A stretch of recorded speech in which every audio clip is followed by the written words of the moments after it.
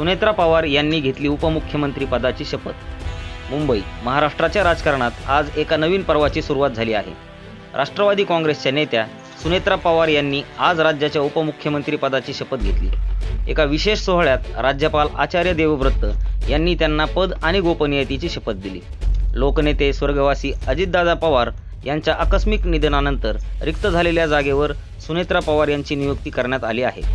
विशेष म्हणजे महाराष्ट्राच्या इतिहासातील त्या पहिल्या महिला उपमुख्यमंत्री ठरल्या आहेत. राष्ट्रवादी काँग्रेसच्या अजित पवार गट विधिमंडळ पक्षाच्या नेतेपदी सुनेत्रा पवार यांची एकमताने निवड करण्यात आली. त्यानंतर त्यांनी आज शपथ घेतली. या सोहळ्याला उपमुख्यमंत्री देवेंद्र फडणवीस यांच्यासह मंत्रिमंडळातील महत्त्वाचे मंत्री आणि महायुतीचे नेते उपस्थित होते.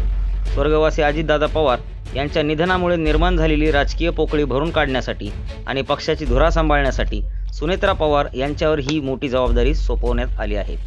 शपथविधीनंतर राज्यभरातील राष्ट्रवादीच्या कार्यकर्त्यांनी जल्लोष केला असून अजितदादा अमर रहे अशा घोषणांनी परिसर दणाणून गेला होता.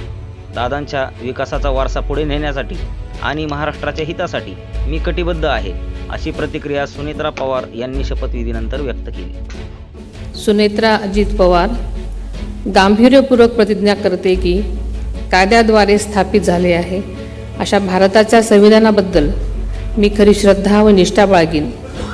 मी भारताची सार्वभौमता व एकात्मता उन्नत राखीन.